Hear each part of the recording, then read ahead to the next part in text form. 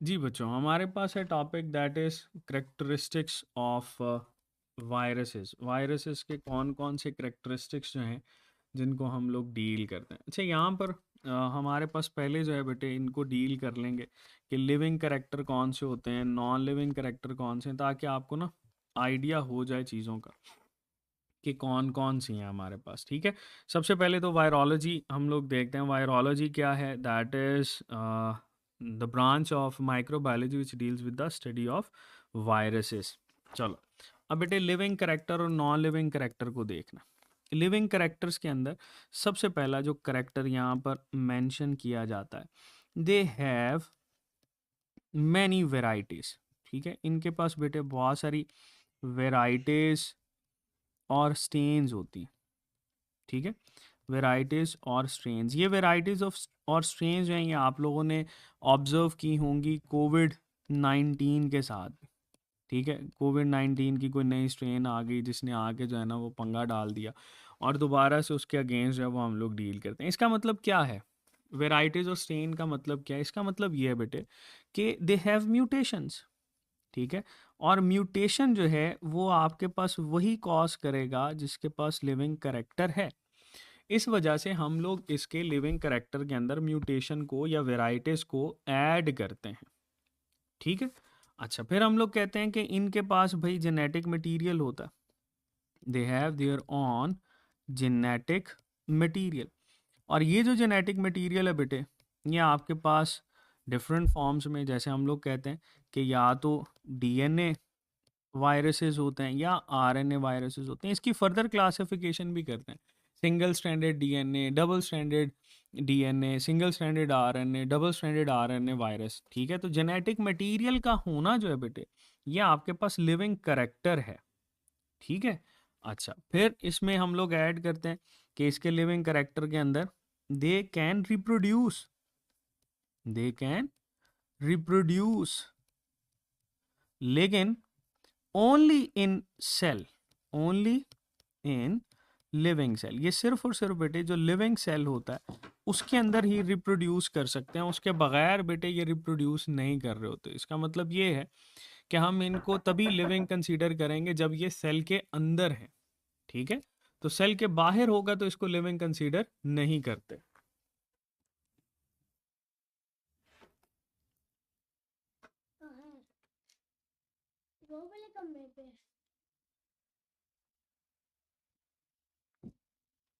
ठीक है जी, तो they only in living cell reproduce कर रहे होते हैं। अच्छा, फिर हम लोग ये कहते हैं कि ये बेटे पैरासिटिक एक्टिविटी रखते हैं, और पैरासिटिक एक्टिविटी वही शो करेगा जो कि लिविंग है, और इसको हम लोग बोलते हैं they are obligate intracellular parasites. ठीक है, हमेशा सेल के अंदर बेटे ये पैरासाइटेशन जो है वो शो करते हैं, सेल के बाहर नहीं जाते। फिर हम लोग ये कहते हैं they are sensitive to UV rays, they are sensitive to UV rays, ultra violet radiations के खिलाफ सेंसिटिव होते हैं। ये हर लिविंग सेल की प्रॉपर्टी है। ठीक है जी, तो ये बेटे इसके लिविंग फीचर्स हैं, लिविंग करेक्टर्स हैं जिनको हम लोग डील कर रहे होते हैं। अब नॉन लिविंग करेक्टर्स कौन से हैं? अच्छा, सबसे पहला तो अगर हम लोग सेल को ये कहते हैं कि इसके पास बाकी सारी चीज़ें होना ज़रूरी है, सेल सेल होना ज़रूरी है, तभी हम लोग इसको लिविंग कंसीडर करेंगे। तो ये याद रखिएगा, दे लैक सेलुलर स्ट्रक्चर। ठीक है, इनके पास जो है बेटे वो सेलुलर स्ट्रक्चर नहीं होता, दे लैक सेलुलर स्ट्रक्चर। और ये एक वजह हो सकती है जिसकी वजह से आप इसको बड़ा प्राइमरीली सॉलिडली कह सकते हो कि भैया हमारे पास ये सेल नहीं कहलाता। ठीक है, और इवन ये है कि अगर ये सेल के बाहर हो तो अपनी मेटाबॉलिक एक्टिविटी परफॉर्म नहीं करते।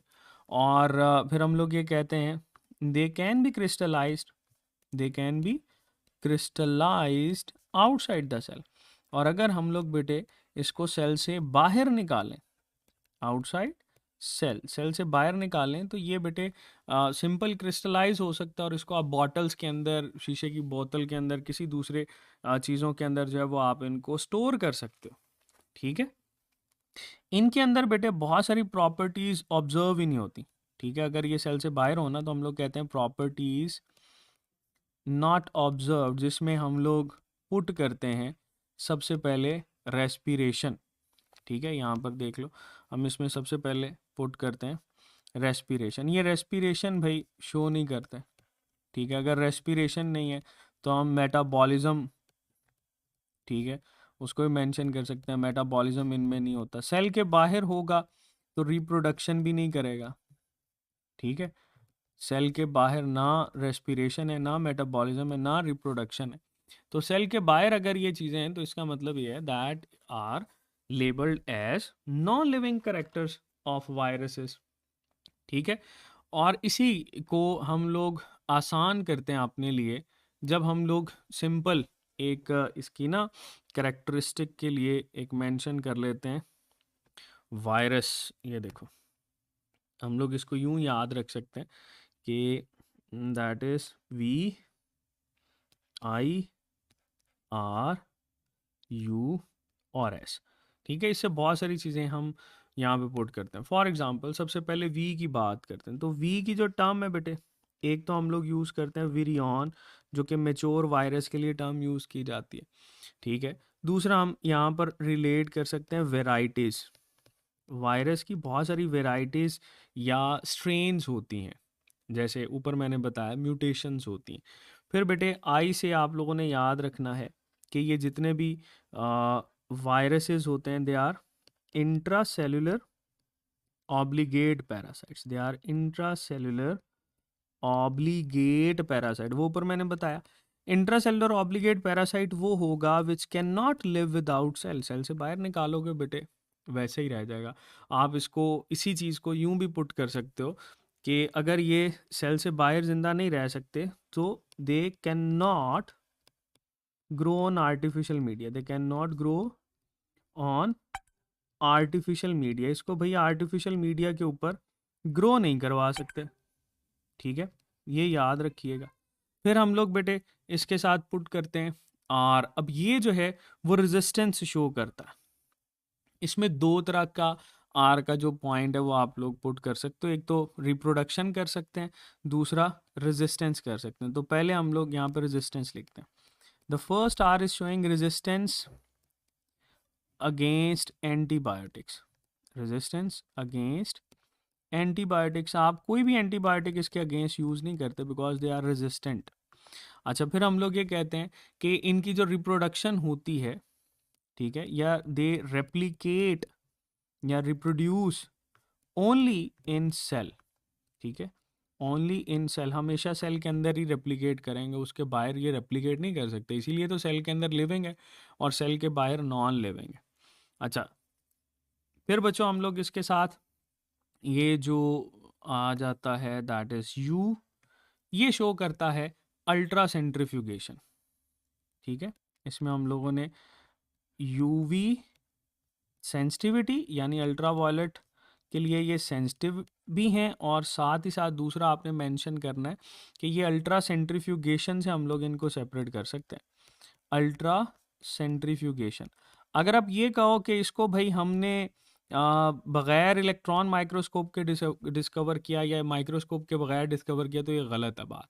ये इतने छोटे साइज़ के हैं कि इनकी सेंट्रीफ्यूगेशन करनी ही पड़ती है, और जिनकी सेंट्रीफ्यूगेशन करनी पड़ती है ना बेटे, उनको हमेशा हम इलेक्ट्रॉन माइक्रोस्कोप को इस्तेमाल करते हुए ऑब्जर्व करते हैं।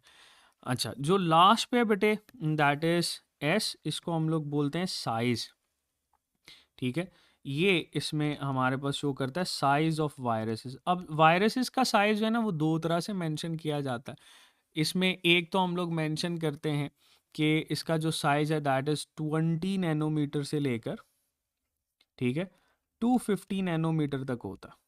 अब इसमें ना बेटे दो चीज़ें याद रखना, ये जो हमारे पास 20 की टर्म है ये यूज़ करते हैं किसके लिए, और ये जो 250 है इसको किसके लिए यूज़ करते हैं। 20 की टर्म हम लोग यूज़ करते हैं पैरवो वायरस के लिए, that is for parvo virus, और 250 की टर्म जो है वो यूज़ कर रहे होते हैं पॉक्स वायरस के लिए। ठीक है, अच्छा, फिर इसका साइज एक और तरीके से भी मेंशन करते हैं जिसको हम लोग रिलेट करते हैं कि they are 10 to 1000 times smaller than bacteria. ठीक है, 10 to 1000 times smaller than bacteria. तो बैक्टीरिया से 10 से 1000 गुना जो है बेटे ये साइज में छोटे होते हैं। अच्छा, अगर आप ए लेवल के स्टूडेंट हैं तो उसमें ये 10 से 1000 की बजाय जो है ना 50 टाइम्स स्मॉलर देन बैक्टीरिया जो है वो लिखा जाता है। तो ये बेटे एक छोटा सा इसके लेटर्स के साथ जो है वो आप इसकी प्रॉपर्टीज़ को रिलेट कर सकते हो। इसके लिविंग करेक्टर कौन से हैं, नॉन लिविंग करेक्टर कौन से हैं, ठीक है। These are the characters of viruses.